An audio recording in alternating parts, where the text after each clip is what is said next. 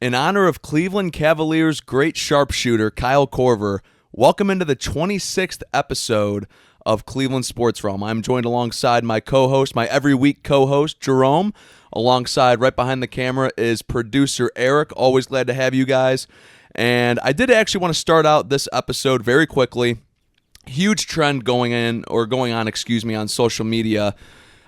Big debate going on in regards to who would win in a fight.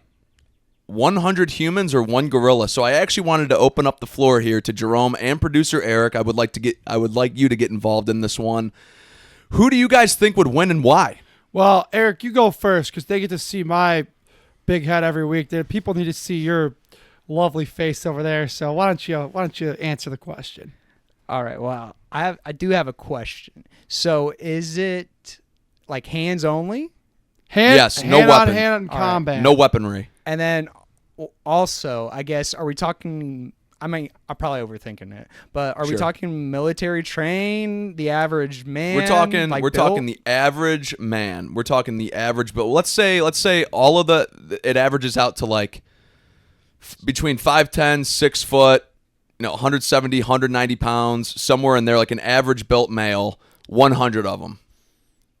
Average fit. Come on, Derek. There's only one right answer. Yeah, versus a gorilla. No power lifters. No skinny kids. No fat kids. Dude, that's hard, actually. That changes a lot. Oh, come on. Tell you what. Why don't I know Jerome and I disagree on this? So why don't we come back to you? Yeah. I think Jerome, you want to go first? It's a gorilla. Okay. The 100 men would have no chance. I don't even know why this is a thing. By the way, we're talking an average gorilla, correct? Yeah. So we're not talking King Kong here. No, but come on. Okay. You've been to the Cleveland Zoo. I've been there with you. Yeah, I've also seen hundreds of people there that I think can overtake it. No. Absolutely. You're nuts. One second. You're nuts. 100 men, if they just ran after this gorilla and jumped on it full steam ahead, you're going to lose some men. You got to go in knowing that there is potential for you to die. Like, most of you are probably going to die. Probably at least 50% are going to die, but I think the humans would be able to outlast it. I am going to agree with Kevin. Let's go. And the only reason you're banned from the screen for the next 6 months. Oh no. I am the screen.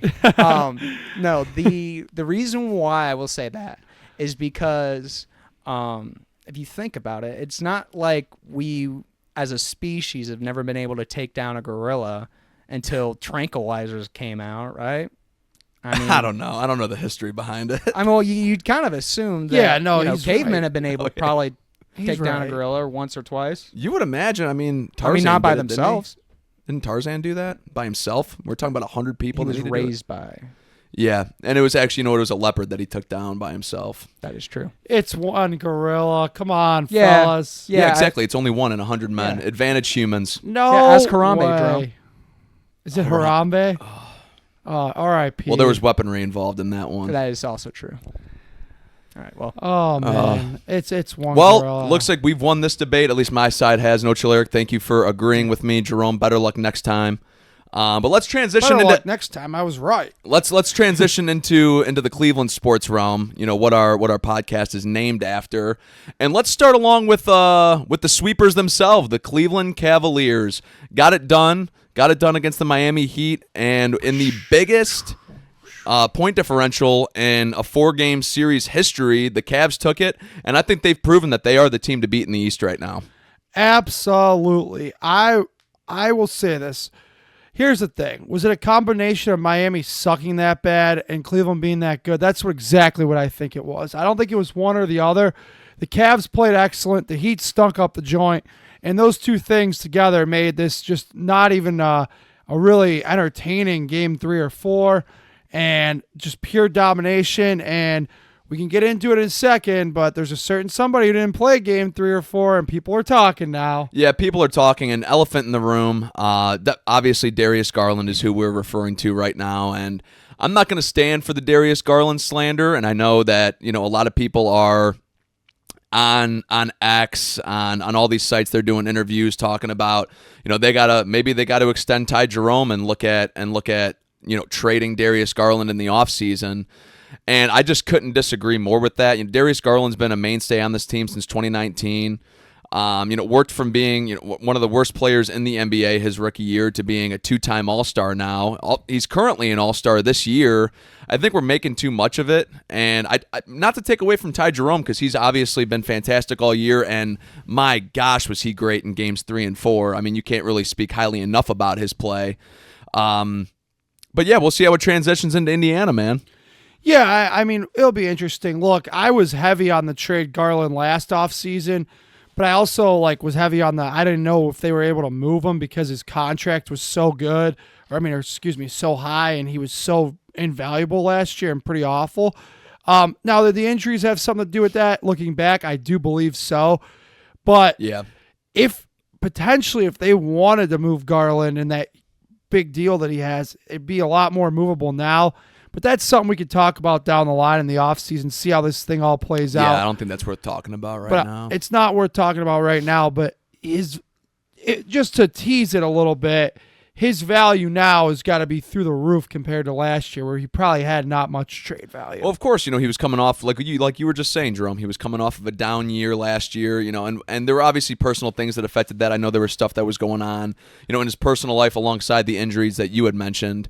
Bounced back this year, had a phenomenal year, obviously was an all-star, and yeah, if for some reason he was made available, which I would say is less than a 1% chance, honestly, this upcoming offseason, I don't think it's really even a thought, but if he were to become available for some reason, he would go for way more than what he would have went for a year ago. Oh, absolutely, but like you said, let's talk about the current team as it's structured.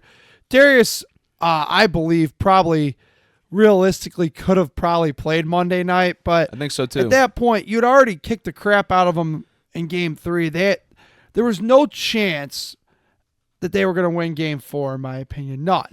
Miami? So, yeah. I mean, I think there was you always have to say there's going into the game, there was a shot. After the first quarter, I would say that shot was probably less than 3 I'd or say 2%. after the first 4 minutes. Sure, yeah. It was all, it was 20-5 before you could blink.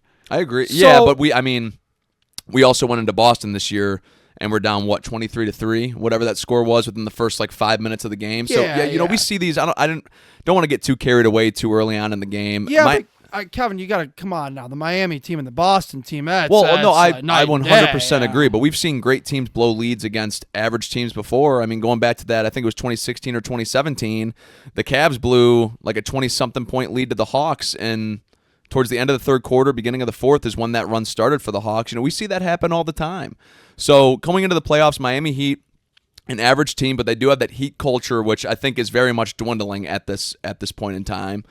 But I just, it was one of those things I never wanted to actually, I guess, take them out of the picture, for lack of a better term. I didn't want to just completely count them out. Yeah, no, I was. I sat here last week and talked about a sweep.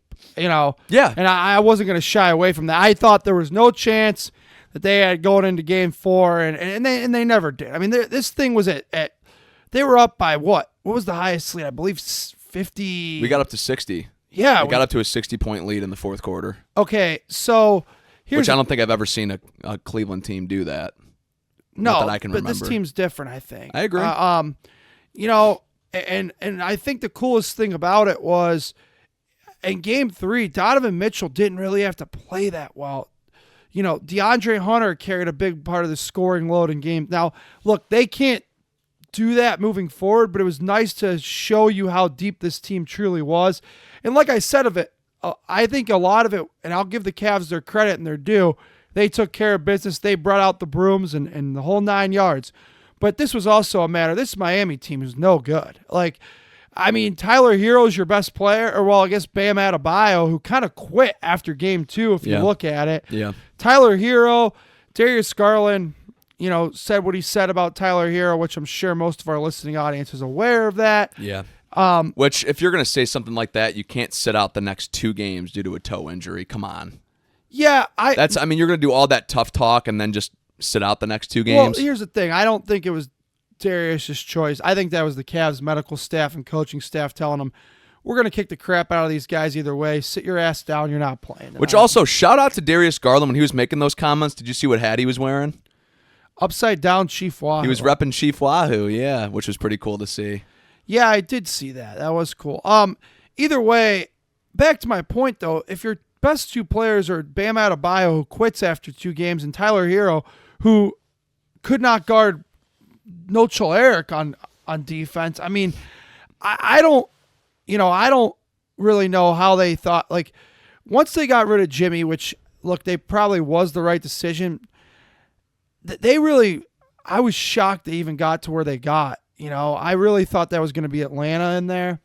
I actually thought they would come out of the play-in, but I thought, facing Boston or Cleveland, obviously it was going to be over in 5 games or less, and to the Cavs' credit, they swept them. Right. I think, from looking at it through their lens, Pat Riley is probably going to have to settle into going into a rebuild because there's just not a lot there. Like, you're looking at this Heat team. I mean, Davion Mitchell, solid role player, but he's a role player. Right. Khalil Ware, decent young center, but Jovic, I mean, he was inconsistent the whole series. He's a decent, again, like we're naming like solid role players that I feel like on a championship caliber team like the Cavs, like the Celtics, like the Thunder, teams like that, they're coming off the bench playing 15 minutes for you. They're not playing 25 to 30. Well, I was going to say, I was actually thinking about this watching the finale of this series. How many Miami Heat players in the rotation that were in their rotation in the postseason would even be in Cleveland's rotation? I don't know all that many that they would be. Yeah, I don't know. I mean, Davion Mitchell would not be. Nope. Khalil Ware, he might get like 10 minutes just being a backup center because we don't have like a true backup center. I mean, obviously Bam would. Yeah, yeah. I mean, Hero obviously would, those two guys. But outside of that, I mean, not much. Like, and that's how deep the Cavs are. Right. Now, look, they deserve all the credit in the world. Hopefully they're resting because, Kevin, we now know who they'll play in round 2. We don't have a time yet as of our Wednesday evening recording. We start Sunday. Yeah, we do know that we start Sunday, May 4th. May the 4th be with the Cavs that Sunday. That's right. As they go, like you said. And to me, now this Indiana series, Indiana's a tough team. And it's not going to be nearly the cakewalk the Miami series was. I think that the Pacers could present a few problems. However, and I'll explain my analysis here in a second, yeah. I still do believe the Cavs will win this series in 5. I do too. 5. A lot of people are saying 6. Which I could see. I think I don't see this game. I don't see the series getting to 7. I could see it going 6. I just don't. I think this Cavs team's so good that they get it done in 5. Yeah. Now here's what Miami does have to offer, right? Miami, they have nothing to offer. They stink. Here's what Indiana does have to offer. Well, a much better team and more deep roster. B, a championship great head coach in Rick Carlisle, who's pretty much won everywhere he's been, every stop he's made. And he's made 2 of them in Indiana, by the way. This is his second tour of duty there. Yep. The guy's won everywhere. He's going to have his guys coached up. They're going to be ready to go, and they're going to try to drag the Cavs down in the mud with them. Now, where I think, what could be a factor here, if Darius Garland plays, Tyrese Halliburton is a great player, and I'm a little bit worried about Garland's defense. Halliburton's a great player, and he's also a great defender. So whether he's matched up on Mitchell or Garland, I obviously think Mitchell will be able to get the better of him because it's Donovan Mitchell, top 10 player in the league. But yeah, if Halliburton's matched up on Garland, I'm not sure how much I love that. And Garland's known for, in the past in these playoff series, having those random, when he's matched up with somebody that's bigger, more physical, randomly throwing the ball out of bounds, losing a ball, driving into the basket, then he gets the ball stripped from him. So I just want to see Darius Garland. You don't have to put up the 20 and 8s. We don't need that out of you. Just don't turn the ball over. Keep the turnovers under 5. Like 4 turnovers, I feel like would still be maybe even a little bit much, but like 3 or less would be absolutely ideal. And I think we don't really have a problem with Indiana. So the other matchup that I look at when I'm evaluating this series that I think is going to be a big one when it's all said and done, the Evan Mobley-Pascal Siakam matchup, right? Because Mobley, as we can now officially congratulate him, he is the Defensive Player of the Year. Well deserved. Yes, sir. So Evan Mobley, Defensive Player of the Year, and we can congratulate him for that. He's going to have to play his superb defense throughout this entire series because I can just make the argument that as good as Halliburton is, Pascal Siakam may still be their best scorer overall. Yeah, you could definitely make that argument. You could absolutely make that argument. That offense runs through Halliburton, though. Yo, I agree. Yeah, absolutely. As it should through any true point guard. Right, exactly. Now, look, like I said, Rick Carlisle's going to have those guys ready to play. He's going to have them coached up. He's going to have them playing good defense. But I do think Cleveland's talent gap, like we said, is just a little too much for them. Look, if I'm going to predict it in 5, but if it went to 6, I wouldn't be shocked. Yeah, my prediction's at 5 as well. And one matchup that I'm interested in seeing. You're just going to predict 5 every postseason series. No, Okay. not until the Eastern Conference Finals. All right. But another matchup. You're two series in, five game predictions on each of them. That's correct. Yes. That's correct. But the matchup that I'm actually very interested in seeing is Jared Allen versus Miles Turner. Yeah. I'm interested in that one too. Battle of 2 Texas centers, 2 former Texas centers. 2 Longhorns. We'll see who gets the better of them. The only thing that separates, I think, Turner from Allen is just the ability to shoot that jumper.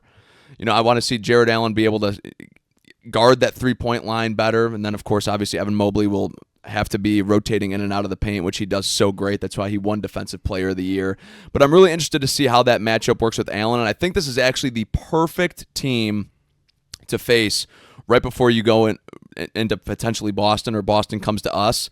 Because I think Miles Turner and Kristaps, while they are very different players, they do kind of play a little bit similarly offensively. So I'd like to see Jared Allen shut down Miles Turner, and it gives me a lot of more confidence going into Boston.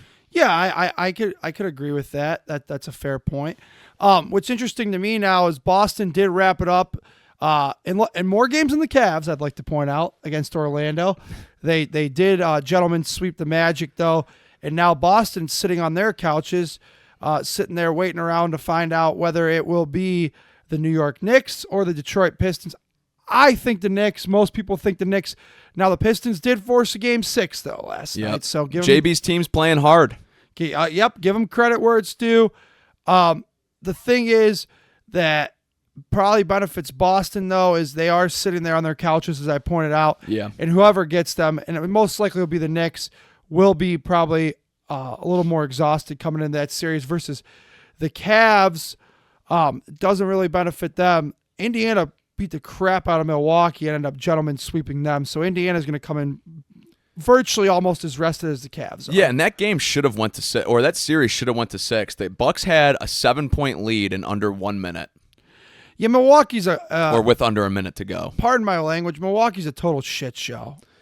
Yeah, they are. And this Lillard injury, now he tore his Achilles. He might be done, He man. might be done for next year. And Like, now he might be done. And I heard this morning on the morning show that the Bucks don't have any control over their picks until 2031. Like, they can't trade any of these.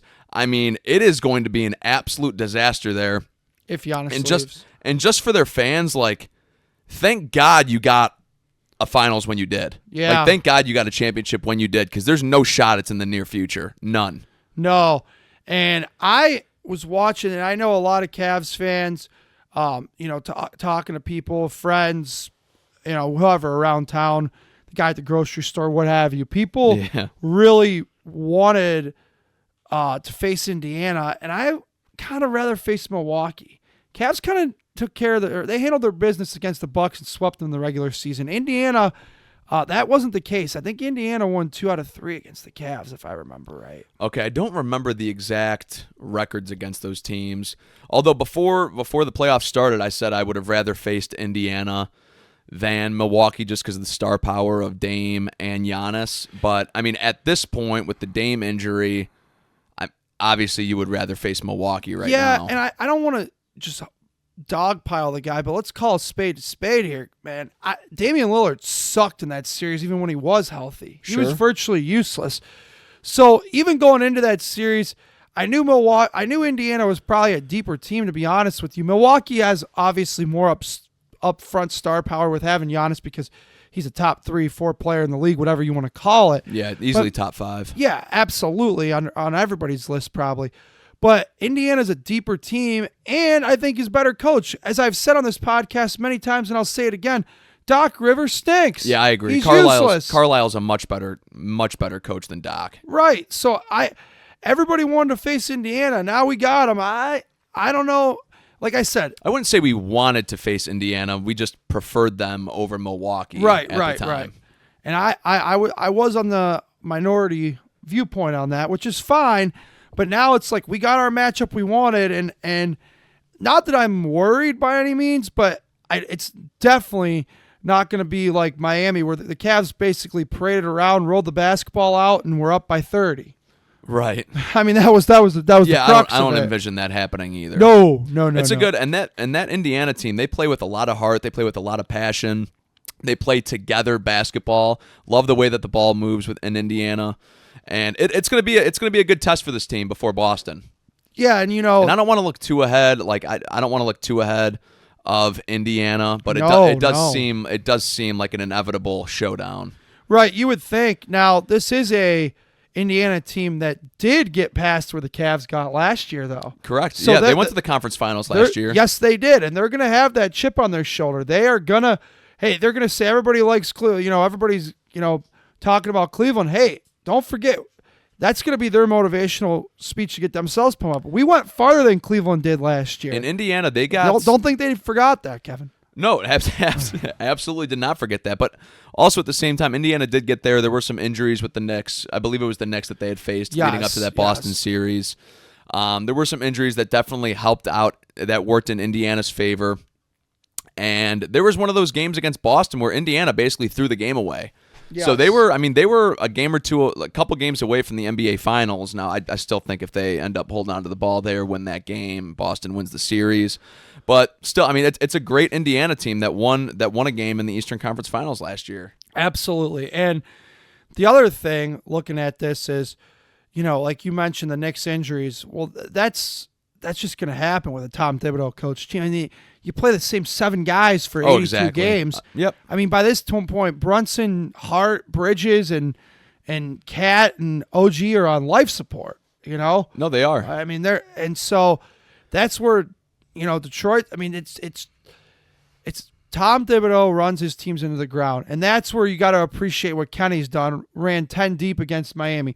Now, do I think he's going to run 10 deep against Indiana? Probably not, but at least the first game, I wouldn't be surprised if he still did it. Then from there on out, I think he picks and chooses and cuts it to 9. I mean, who are you rolling out there? Obviously, starting 5, Jerome, Hunter, Wade, and Okoro, probably? Are those probably the 9? I don't see Sam Merrill getting any significant minutes in this series. Merrill played pretty well that first series. He played fine. Yeah, no, he shot the ball well. To me, with Hunter being here, I would probably excuse Okoro from the rotation. You think? That's what I would do because if you're actually looking at it, who do you replace Okoro with then? Probably Merrill. For the simple fact of I know Merrill doesn't play good defense, but let's say they do cut it to 9. I trust Merrill to knock down shots more than I do Okoro. Sure, but I also trust Okoro to get a defensive stop more than I trust Merrill. Right. Well, we'll see. It'll be interesting to see how it plays out. Kenny still might play 10, and we both could be wrong. Yeah. There's a chance. Maybe they just play both of them. So we'll see how that all goes. But anyway, congratulations to the Cavs on moving on. Yes. And we're excited. And we look forward to facing Indiana on Sunday. Yeah, absolutely. And it'd be nice if I don't know, like we said, we don't know a time. I wish we did. Yeah. No. It's unfortunate. Yeah, it is what it is. But we'll find out in time. We'll find out. I'm sure. So next week we'll have Eastern Conference semis games to react to. That's right, and to predict. Yeah. So that's where we're at with the Cavs. So just great stuff all around. And I mean, even the biggest Cavs naysayers around America nationally are having to give them some love right now because of the just desecration of the Miami Heat. Yeah. So, all right. Yeah. I gotta calm Kevin down here. He's just salivating over here because it's almost time to talk about the draft. Yeah, I think it is time. It sounds like it is time. All right. Yeah, you can't wait any longer. We'll do it. Cannot wait. All right. So let's talk about the draft. And Kevin's favorite sporting event of the year is grown men walking across a stage in ties, but that is what he likes. So he's here to break it all down for you. And I'm going to join in with that as well. Well, I'll just say this. I'll actually preface it with this, how much I love the NFL draft, and feel free to make fun of me. Jerome's already made fun of me about this. For and years. I'm sure, and the comments, feel free to make fun of me as well. I actually only watched the first quarter of the Cavs game on Saturday, Game 3, because as soon as the Browns came on the clock in the 4th round, I switched it over to see what the pick was, and I never switched it back. I watched rounds 4 through 7 instead of quarters 2 through 4 of the Cavs. That's an abomination. Yeah. Please, folks in the comments, let them have it. I mean, you got playoff basketball versus guys who are probably going to be cut, selling insurance or washing cars in a few months, being picked, and Kevin's watching it and hanging on to every word. I am. I was hanging on to every word they were saying on NFL Network and ESPN. I had to switch back and forth to get the different opinions. Well, I got to tell you, I was unable to watch either event on Saturday, unfortunately, because I had some prior commitments. But had I had an opportunity like you did to be on the couch in the comfort of my home, I could sure as shit promise you, pardon my French, that the NFL draft would not have been on and the Cavalier playoff game would have been. Yeah, it is what it is. So, It is what it is. Well, you know what? Let's get into it. So, day one started out a couple hours before the draft. The Browns had made a trade with the Houston Texans. And if you remember leading up to the draft, we had talked the Browns had 4 6th-round picks going into the draft, and I had said relentlessly that I did not want to make 4 6th-round selections. Did not want to do it. There was no need for that many 6th-round picks on this team. So what did the Browns do? They traded 2 of them to the Houston Texans. I believe 2 of them and a future 7th to the Texans for 2 future 5ths. And ended up liking that deal. You know, we already had enough draft capital in this class. Pin it out a couple more years, get better draft capital in the future to give up less draft capital in the present. Completely fine with it. Then that leads to right when the draft starts, after Cam Ward's been selected by the Titans, we see Adam Schefter come on our screen, Jerome, and he announces the big trade, the big blockbuster trade between the Cleveland Browns and the Jacksonville Jaguars. Browns moved down from 2 to 5, but boy, did they get a king's ransom for that pick.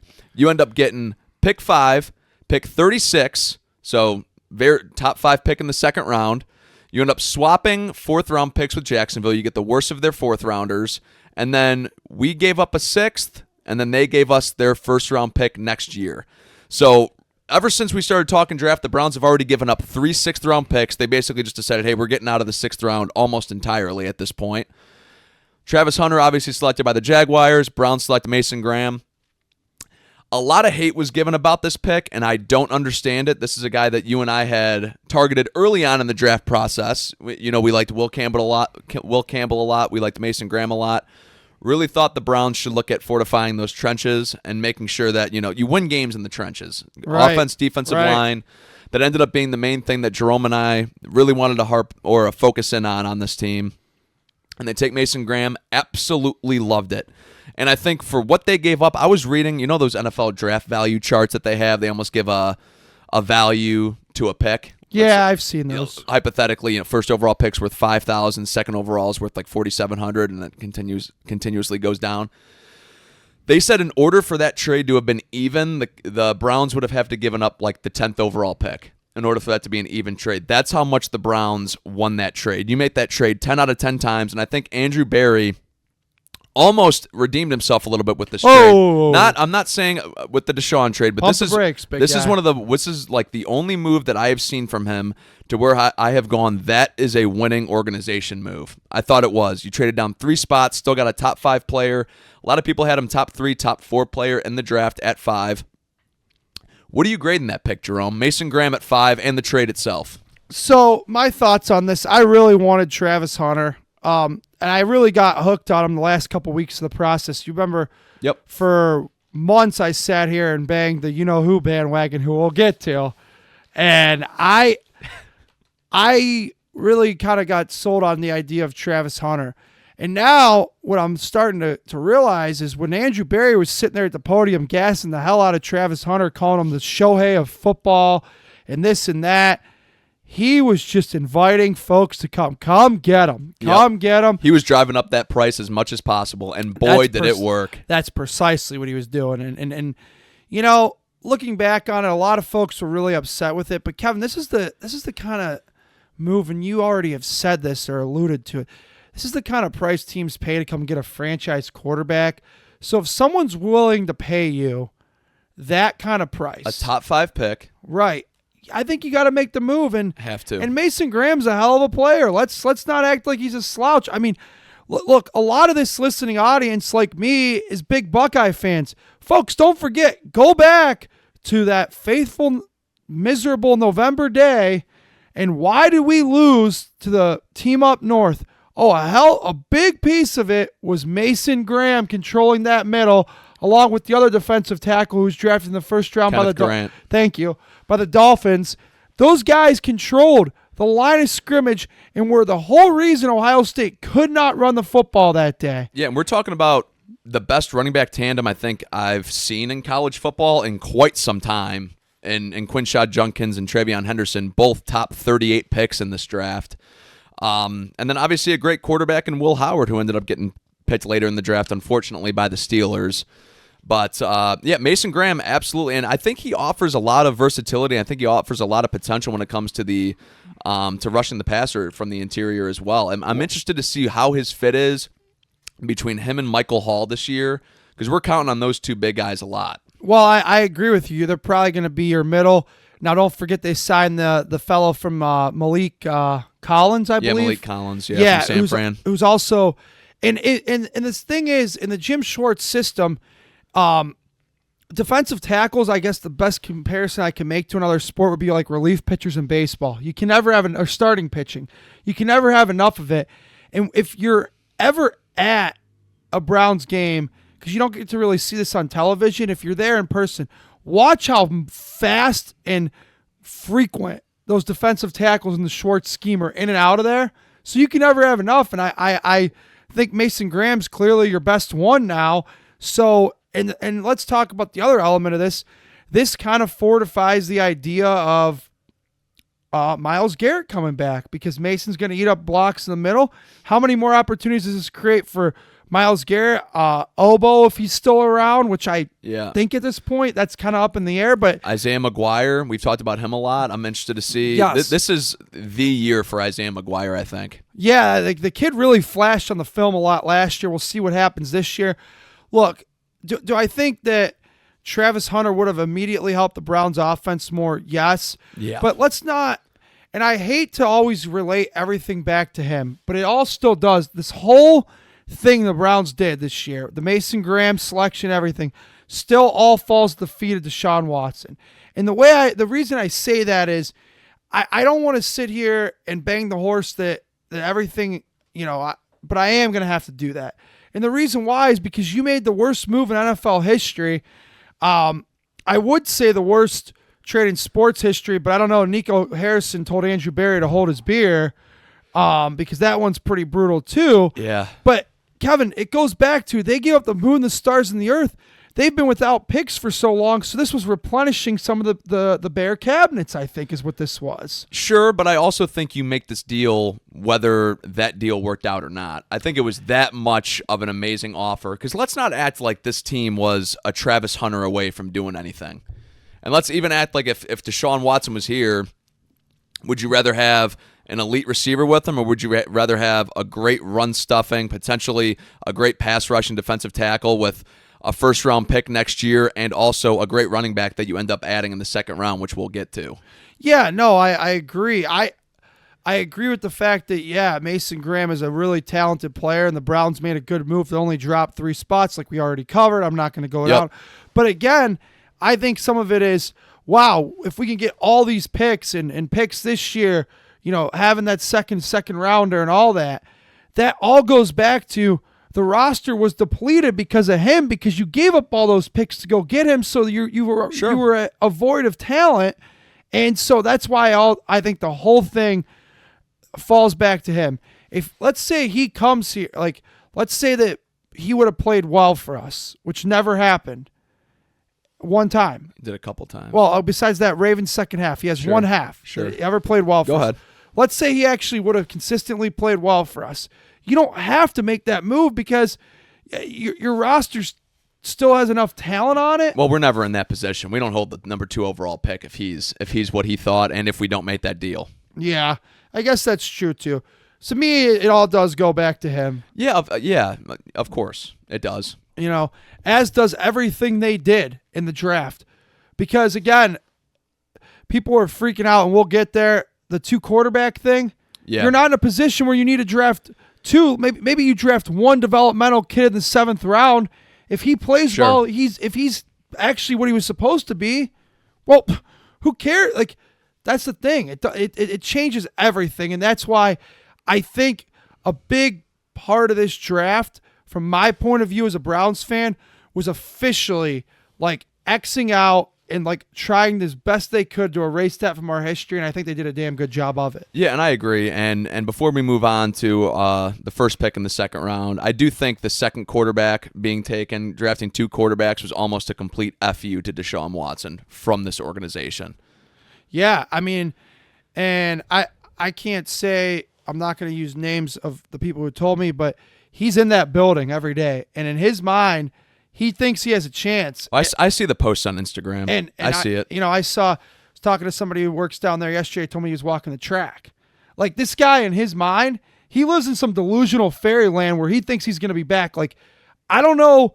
To me, listen, you don't have to be the smartest guy in the room to figure out when the number 1 dog, the top dog of the organization, Jimmy Haslam himself, says, well, we took a hell of a swing of a miss. Yeah. When he says that, if that doesn't make you think that you have no chance, I don't know what delusional world he's living in, but in his own mind, and the people in his camp still think he has some sort of chance at this thing, and he doesn't. It's case closed. It's over. I agree with you. Drafting 2 quarterbacks assures to the happiness of many, including me and you. Hell, even producer Derek's a Bengals fan, probably him too, that he will never again take another snap for the Cleveland Browns. Yeah, and I think the Browns put the exclamation on point too with the original Travis Hunter, Mason Graham trade. I think getting that extra first next year solidifies that's the draft you're going after, your quarterback. But transitioning from the number 5 pick, Browns 2 picks in the 2nd round, 4 total picks on day 2. They lead off the 2nd round.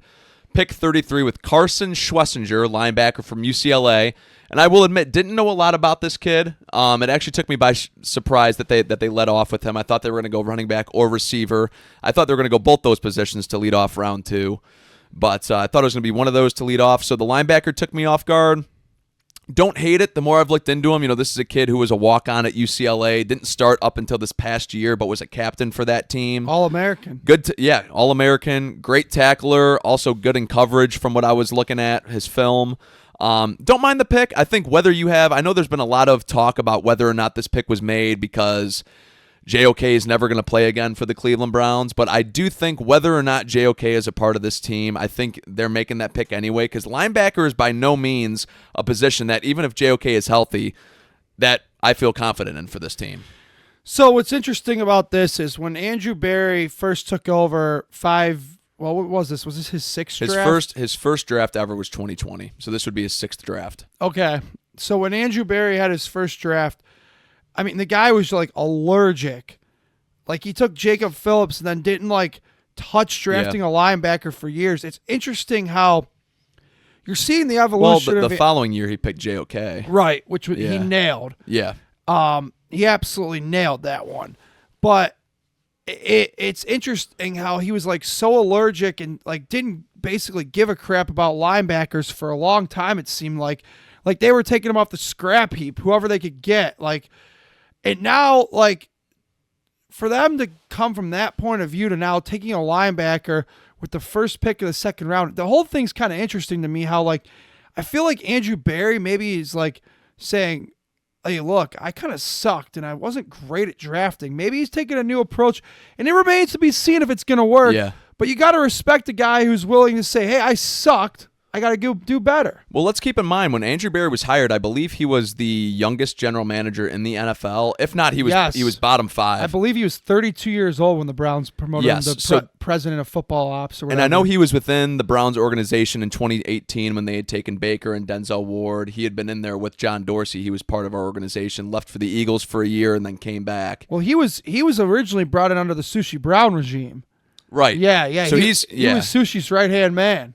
Yeah. Yeah, so then he went out to the Eagles and So, yeah. But you're right. yes. Regardless, youngest GM at the time. He's definitely, I think this might just be his progression as a general manager. He might just be learning from his mistakes from the past.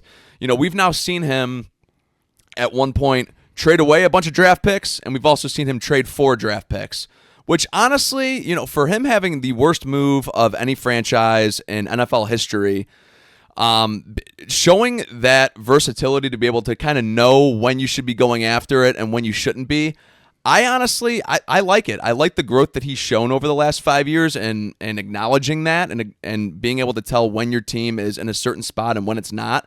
And I do think there's probably some pressure from internally the organization, some guys telling him that it's obviously not just his decision. But the brass that he has with him, not that I trust them fully because I do not, but it's grown a little bit more trust for me based off of this draft, honestly, or the first 2 rounds. Well, I again, I'm not, like I said, I think they did, overall, I think they did a heck of a job this draft. But it's to me, the whole business of grading drafts is so hard because, Kevin, these guys, like, we're sitting here saying this is a great draft. Like, we have no idea what these guys are going to be in the NFL. Right. Like, and I don't want to, like, give Andrew Berry, throw a whole bunch of bouquet of flowers at him yet because, like, there's been times in the past where I've been like, wow, he had a hell of a draft, and then, like, we've gotten nothing from it. Like, yeah. Or you did a great job. Like, so we'll see. But the early look at it, and you can't even say early returns because we have no idea yet. The early look at it is, yes, he did a great job. I think, it was a draft that he probably needed or needs this to pan out well, or he will no longer be the president of football ops for the Cleveland Browns. Yeah, I agree. I think he has this year and next year regardless. I think him and Stefanski are safe this year and next year. Which, speaking of Kevin Stefanski, his offense, just a few picks later, they ended up going with Quinshon Judkins. Not the running back. I know you won't respond, so I'll respond to myself. Not the running back that I would have taken from Ohio State, but I still love the pick. This is a guy who reminds me a lot of Kareem Hunt. I've seen that comparison a lot. Reminds me a lot of Kareem Hunt the way he plays. But somebody else he reminds me a lot of with his frame, and I also think just like fantasy production, I think he's going to be very similar to this player, Joe Mixon. Both about 6 foot, 220, running between the tackles, break tackles, don't have that breakaway speed, I would say. I think the Browns had a great pick here in round 2 with Quinshon. Oh, I'm thrilled with this pick, obviously. I mean, Yeah. I can't say enough good things about it. And I think, as I was telling one of my friends yesterday, I said if you were to go into like an AI lab or something and say, make me a human version of what an AFC North running back should run and play like, I think the lab would produce something very similar to one Quinshon Judkins. Yeah. I think he's perfect for this division. Look, I know Travion Henderson is a better pass catcher and a better blocker. Better pass blocker. He's faster. I would say he's quicker. But Travion Henderson does not run violently in between the tackles like this guy, and that's what you need in the AFC North. And, I'm not trying to compare the two players at all, but do you remember when the Browns drafted Nick Chubb with the 35th overall pick and Sony Michel went a few picks prior? This reminds me very much of Nick and Sony so many years ago. What was 7 years ago? 2018. Yeah, 7 years ago. This reminds me very much of, and you know what happened? Ironically, Travion Henderson, just like Sony, did go to the Patriots. Yeah, but he was also picked. Chubb was picked after Michelle. Henderson was picked after Judkins. Right. Yeah. But when those two were picked, and again, I'm just using this as the comparison I see. This could be totally off base. And it remains to be seen if I'm even close to being in the ballpark of being somewhat accurate. But this is just the way I look at it. When Sony Michel came out, he was viewed as a much better pass blocker and receiver. Nick Chubb was viewed as a guy who wasn't a great pass catcher, wasn't a great blocker. Browns molded him into that. He turned into a pretty damn good pass catcher in his time as a Cleveland Brown. And I think very similar things are on the horizon for number 1, Quinshon Judkins. Favorite pick of the draft. Okay, I respect it. I respect that. And I'll also make that comparison again between those two Georgia running backs. Chubb was always known as that thumper, which is what Judkins was known for. Michelle was known more so for the quickness and the speed, which is what Henderson's known for. So yeah, Jerome, I actually like that comparison a lot between the 2018 or 2017, I should say, the 2017 Bulldogs backfield. I like that comparison a lot. Oh, Now, thank you, Mr. Draft Expert. Thank you. Now, staying on day 2, but switching rounds. We're done with the Browns' second round. Round 3, Harold Fannin, top of the 3rd. Don't hate the pick at all. He actually reminds me a lot, way more raw, but reminds me a lot of a tight end that's already on this roster, David Njoku. David Njoku. I thought the tall, same thing. big, Yeah. athletic, can catch the football, big with the yards after catch. Yeah, I think it's a good fit for as much as Stefanski likes to run 12 personnel. I expect Harold Fannin to be in there pretty early for the Browns. Yeah, absolutely. And I think of this too, and I love the comparison to Chief. I really do. And the way I look at it, Kevin, is when David Njoku was drafted, he was only 20 years old, thought of as very raw, not a great blocker. He's turned into one of the best blocking tight ends in the NFL.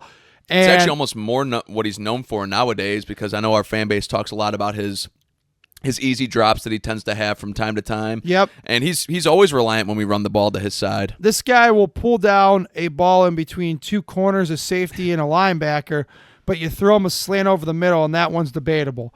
Well, that was what Braylon Edwards was known for back in his heyday. Absolutely. Yeah. Although David Njoku, way better mindset than Braylon had. Absolutely. And this Harold Fannin Jr. pick, the two things I like, right? The raw 20-year-old athletic freak, just like Dave was, just like Chief was. Great and point. the other thing that I love about it is some folks are going to say Bowling Green. What the hell? No, this guy had his best 2 games of the year against the Texas A&M Aggies and the Penn State Nittany Lions. No Facts. reason to criticize anything here. The Browns were linked to this guy early, and I'm glad they ended up pulling the trigger, and they did it when they probably had to. Yeah, going from brown and orange to wearing brown and orange. Harold Fannin Jr., the tight end. I'm excited about that pick. I think the value was there too. Absolutely. Now, end of day 2, this is the most controversial pick amongst the entire fan base. And even when it was made, regardless of who we took in the 5th or not, when it was made, I think the entire fan base thought it didn't make sense. Dylan Gabriel, left-handed, short quarterback. We haven't had anybody under 6 foot run quarterback in the Kevin Stefanski era, and we haven't had a lefty run quarterback in the Kevin Stefanski era, and they decided to double down and go for a short lefty at quarterback, end of the 3rd round. Don't agree with it. I think every quarterback that was drafted afterwards, I think you could have made a case would have been a better pick than Gabriel. I think there were a lot of other positions we could have used. I know there were receivers on the board, defensive backs on the board. And even, go back to the trenches. Offense, defensive line, I think there were players available there. Not a huge fan of the Gabriel pick at all, really. No, I thought it was horrendous. And I mean, it disgusts me. Like, I think it's a disgusting pick, especially knowing what other quarterbacks were there, including who. And I cannot stand that they made this draft pick. To me, I don't see what they saw. In fact, I was so outraged that it was pouring down rain. And I mean raining cats and dogs. And I'm on the Ohio Turnpike making my way out to, my destination where I was going. So I called Mr. Draft on the phone right then and there when I heard about it. I said, Mr. Draft, what the heck's going on here? I'm baffled. What are Dylan Gabriel? I forgot you called me about that. I could not believe it. And this is the one thing that I knocked the draft for. I like every other player they took. This guy, I have no use for him. And I'm going to go ahead and say it right now. He'll never throw a regular season pass for the Cleveland Browns. Book it. I think at some point he'll end up throwing a regular season pass for the Browns. I think at some point he would. With how much we churn out quarterbacks, I think how many he 100% How many we play a year? Usually 4, you're right. Exactly. I think the odds are actually in Gabriel's favor to play at some point this year. I'm sticking against. But no. I'm gonna give that draft pick letter grade, the first letter grade I've actually given out for a draft pick so far. I'm gonna give it a D. I'm not gonna give it an F just because I don't think I would ever give a draft grade or a draft pick an F. I feel like there were better positions, more positions of need for us, honestly, that could help immediately. And to what you were just saying, Jerome, I don't think Gabriel's ever going to be the long-term plan at the position. I didn't get it that early. Here's the thing. And my dad and I had a conversation about this on Saturday. You play 6 years in college. If you were good enough, you would have been gone 3 years ago. Sure. The guy, where did he play? UCF, Oregon, somewhere else that I can't remember right now. He's no good. Let's move on. Move on. Day 3. We started out day 3. This is where I skipped the Cavs and ended up watching this. I had so with the round swap that we did, the 4th round swap that we did with the Jaguars. Jaguars with our pick took Rachel Touton. I believe that's how you say it, running back out of Virginia Tech.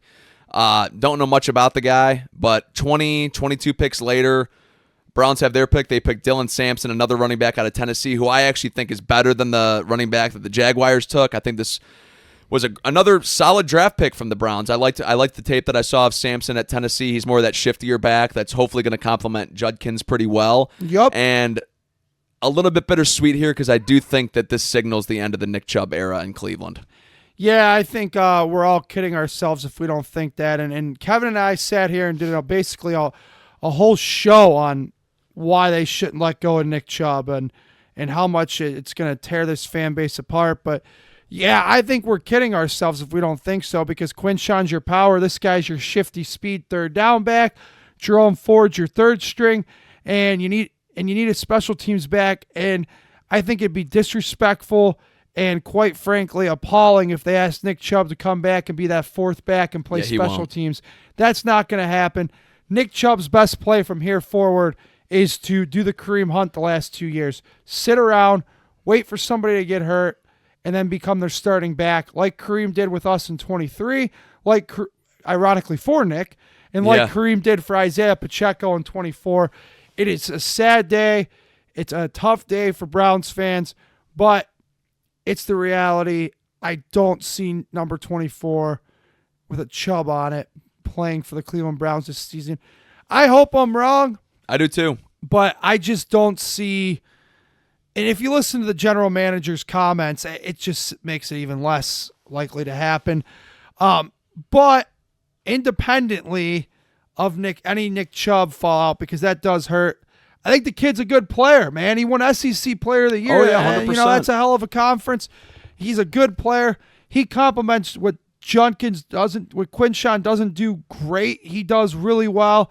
I think you got a nice backfield here if both these kids pan out, and I believe they will. And this cemented, when we were debating on, whether it was going to be Henderson or Judkins at the top of round 2, I think this cemented what the Browns' game plan was all along because there weren't those bulldozing, I shouldn't say bulldozing backs, but those powerful backs available in these rounds. And this is clearly probably what the Browns' game plan was, is let's get that bigger. Honestly, he's a 3-down back in Judkins there, and then let's get the shiftier complement in rounds 4. I love the way they attacked it. I truly do. Now, into round 5. Into round 5, day 3. Browns end up trading a 5th and a 6th round pick, which end up being Torrey Holton, receiver from Colorado State, and an offensive guard from Kansas end up going to the Seahawks from this trade. As a result of it. But the Browns trade up. They get in front of the Eagles, who were rumored to have been basically going to take this guy to be their backup quarterback. And the Browns take Shadur Sanders at pick 144 in the draft. A slide like I can confidently say I have never seen before in my life. Me neither. I have never seen anybody be projected a first-round pick. Worst case scenario, you're going to be a first 5 to 10 pick on round 2. Like there's no shot you're getting past round 2. To falling 3 rounds past that, 4 rounds past the original projection. I've never seen that before. Made me worried so much to the fact that I didn't want the Browns to touch this guy. I thought when they took Dylan Gabriel in the 3rd round, I thought it solidified they weren't taking this guy, and it was almost a shot at Shadur Sanders that, hey, we're going to take somebody who's basically the complete opposite of you, a short lefty, as opposed to a high completion percentage righty. From Colorado. I don't understand this pick. I guess I get it in the sense that you're trading up. You're going to take a shot at a guy who was a first-round talent, but clearly character concerns. Clearly, there's no way you fall Never 4 been rounds. in trouble? Why else do you fall 4? I get that there's no arrests. There's no off the field. He's not getting into any. I don't know. He's not getting in any crazy legal trouble at all. But he clearly half-assed his interviews. He clearly was treating it more of a recruiting trip than a job interview, and I'm not going to take credit for that comparison. I did hear that somewhere. Don't know where Don't know where I originally heard it, but he totally did. And you heard the draft analysts say this throughout the rest of the draft, that clearly there was something going on behind the scenes, how he attacked that pre-draft process, wasn't taking it seriously. This feels exactly like the slide that Johnny Manziel should have had in 2014 when everybody had the concerns about him. Granted, they were different concerns, but they were the same concerns in the sense of how serious are you taking football. Obviously, Johnny had substances involved. There was stuff beyond football that contributed to Johnny's downfall. But Shedeur Sanders, I don't understand it. He's not going to be here in 2 years. I don't see him He's not going to be here in 2 years. I don't see him being here next year. I think this was Jimmy Haslam meddling again because based off the video we saw of Andrew Berry and Kevin Stefanski, and they've come out and debunked it, apparently. I don't believe them. They were not thrilled about this decision. You've traded for Kenny Pickett. You gave up a draft pick for Kenny Pickett. You gave up 2 draft picks for Shedeur Sanders. I know he was a 5th, but you gave up a 5th and a 6th. You gave up 2 of your own draft picks for Shedeur Sanders. Do you not want depth on the defensive line? Do you not want to attack an offensive guard? I get that these players aren't going to play. Like, they're not going to play heavily for this team. The Browns made it known. You took a quarterback in the 3rd round. You have 2 draft picks next year. You know that next year's the quarterback draft, and you're taking 2 quarterbacks when you've already got 2 on the roster, one that you signed for $4 million that's worth up to 13 in incentives. We're thinking this guy is going to be the starter, and you traded a 5th rounder for Kenny Pickett, and then you spend 2 draft picks on quarterbacks this year. Makes 0 sense. Clearly Jimmy Haslam meddling again. And I think it's going to be, I think this is all for, the jersey sales and stuff like that. I get it. I don't understand the draft pick, and I think it's just the Browns trying to make noise and trying to be relevant when they're not. I could sit here, and we're running short on time. I do disagree with everything you just said. Besides Jimmy Haslam meddling. Okay, you think Shedeur Sanders is putting football first and foremost? I think. After he handed his iPhone to his friends and had him jump in a pool right after he got drafted. I think. And threw $100,000 all over the place. First. I think the biggest mistake about the Browns in drafting Shedeur Sanders was it wasn't done in the 3rd round where Dylan Gabriel was picked. Why would you draft a quarterback in the 3rd round when you can get him in the 5th? Because here's the thing, Kevin. Look, there's the talent is there, and I believe that. It was there with Johnny. Okay, I believe that Shedeur Sanders will come in here humbled. He'll be a different. Here's the thing. You just said it yourself. It was the biggest slide in draft history. Why was the slide? We'll never know. We'll never officially know. You could sit here and say that he didn't interview well, that there may be some teams he didn't interview well with. You could sit here and say the people were scared off of Dion. That might be true too. But the bottom line is, if someone was supposed to pick that high and they slid that much, there's undeniable talent there. The Browns need quarterbacks.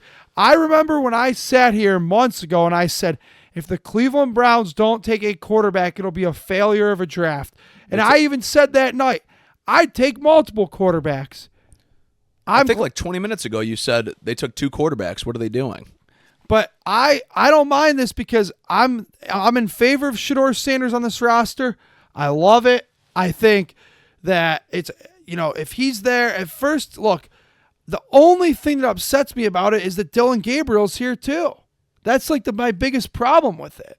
And I think when push comes to shove and they're out there in training camp taking reps and all that, Shedeur Sanders is going to play better than Dylan Gabriel. I really believe that. Yeah, he might, but at that point it's a waste of a draft pick on Gabriel, which I know is what your point is. But if you're going into and you're saying, "Hey, I want to play a rookie this year," are you playing the 3rd rounder or the 5th rounder? I'm playing whoever's better. I think the Browns handled this situation absolutely horrendously. Because what do you tell Dylan Gabriel now? The guy that you just called less than 24 hours prior, maybe 15, 16 hours prior, said, "Hey, we're gonna have fun. You come and compete. You got 2 veterans to learn from." Oh, and then you take a quarterback 2 rounds later, a guy that is basically a brand at this point. That the fan base is going to be having their wrists up, rotating their wrists. It's wrists up time. You realize the fan base is going to do this. Dylan Gabriel didn't stand an effing chance. And that's me speaking from the player's perspective. I didn't like the draft pick of Dylan Gabriel, but you didn't even give him a chance to even be liked by this fan base because you drafted Shedeur Sanders 2 rounds later. Stupid. Well, okay. Again, that's the Browns' problem. They should have never drafted Dylan Gabriel in the first place. And they should have taken Shedeur Sanders in the 3rd round. They clearly like Dylan Gabriel better than Shedeur. Yeah, well, unless they knew something that we didn't. But again, I got no problem with it. Look, we've been searching for quarterback for the better part of a quarter, longer than that. The last, take the Baker years out of it, which wasn't all that long anyway, a 4-year run. The last time we had a competent long-term starting quarterback was Bernie Kosar. They've been wandering in the quarterback desert for over 40 years. Why not just take as many as you can and maybe figure it out? One of them will be good. I love it. I love the whole philosophy of it. Look, as an organization, they've failed to get this position right over and over again. So why not have more bodies and try to figure it out? Because you already traded a 5th rounder for a guy that you plan on not cutting at that point because you gave up capital for him, and then you signed Joe Flacco to a $4 million deal to get this fan base all pumped up. You had your 1-year bridge guy, possibly, I guess, a 2nd-year bridge guy. We already know next year's the quarterback draft. You've now wasted 2 draft picks on quarterbacks when you could have, let's say, taken a flyer on an edge rusher, taken a flyer on an offensive lineman, or we didn't even address secondary at all, and we have Greg Newsome and Martin Emerson that are in contract years. We didn't address secondary at all. And you're taking 2 quarterbacks when you can only play 1, and you already have 2 on the roster. Well, here's asinine. Here's the other thing I could say about that too. Everyone keeps saying, well, next year's the quarterback draft. You nor me nor anybody has any idea how these college quarterbacks are going to play this year. There's a chance that they could all stink up the joint. We don't know that. So to sit here and say, oh, well, we'll just bank on getting a quarterback next year, you don't know that. You have no idea that any of those kids are going to be good. I'm not banking on it, but I'm not drafting 2 quarterbacks every year leading up to when we finally get the guy. Well, you don't know if it's going to be the guy. You have no idea. You have no idea if that kid's going to be good next year. So why not? What happens if Shedeur Sanders plays this year and he balls out and he's amazing? You're not drafting a quarterback next year. So who cares? You can't sit here and wait for the future. They needed quarterbacks now, this year. I don't trust Kenny Pickett. I love Joe Flacco. He's 42 years old, man. So I don't mind this at all. And you know what?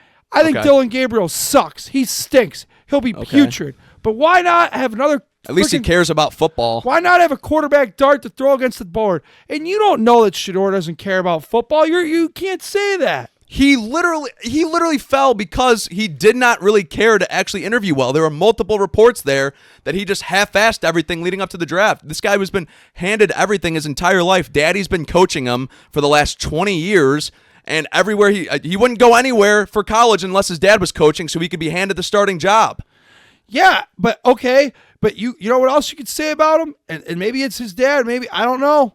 He's a winner. Everywhere he's gone, he's turned the place around. Those 4-8 Colorado Buffaloes from in 2023. The 4-8 when he had Travis Hunter on the team too.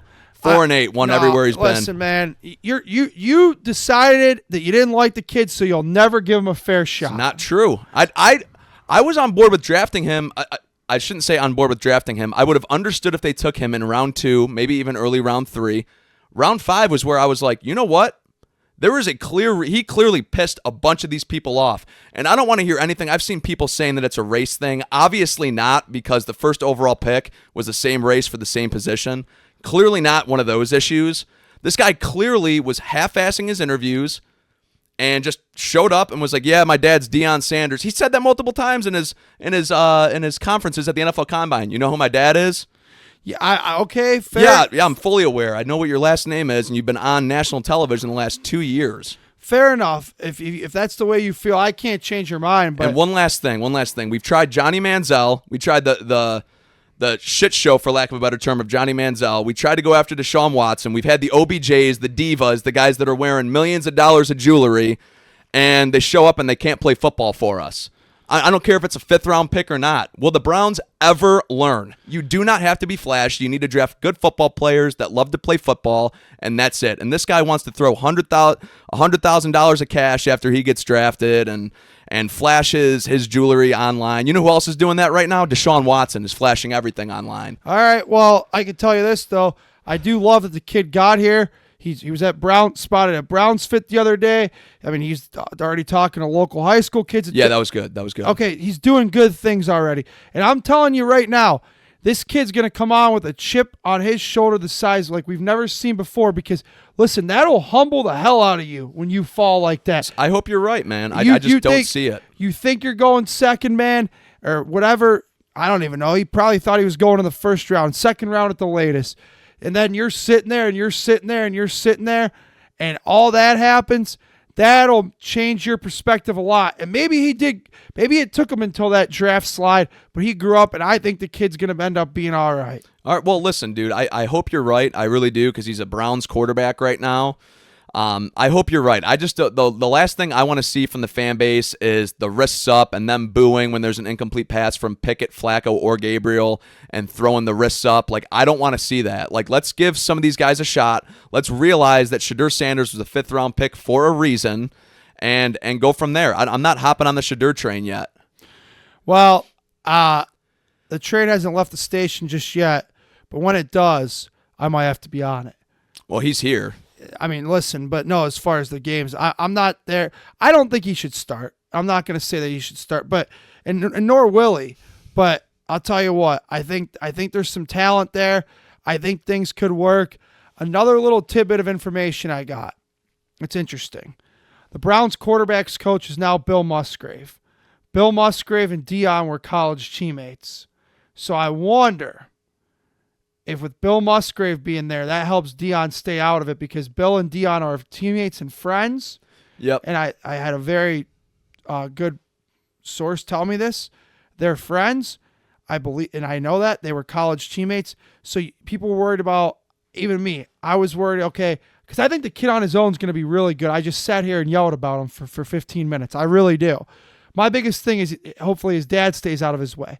The Bill Musgrave factor as the Browns quarterbacks coach might help Prime stay out of the way because Prime's going to say, hey, I like Bill Musgrave. I trust him. He's a friend of mine. My kid's in good hands. That might be a major thing. Maybe. I mean, if he shows up with the camera crew and millions of dollars of jewelry on, I mean, get him out. You're a 5th-round pick. Well, that's where I'm at with it. We clearly don't see each other's side of point of view on Shador, but it was cool that he went to the high school though. That was today. We're recording this Wednesday night. I did see that. I thought that was very cool that he did that when he got into town. I thought that was a good start. I actually tweeted about it when I saw it. I thought it was a good start from him since he's touched down in Cleveland. Yeah, no, I think he's done things right so far. All right, well, we're gonna have to skip the Guardians this week because we're already way over time. We'll hit you with all our guards takes next week, but we have no time for them tonight, unfortunately, because we're already way over. And producer Derek, he tells me he gets paid by the minute. He's getting or does not get paid by the minute, so he's getting a little anxious over there. Odds and ends, real quick. Speaking of Shador Sanders, Falcons fined $250,000 for what they did to Shador Sanders.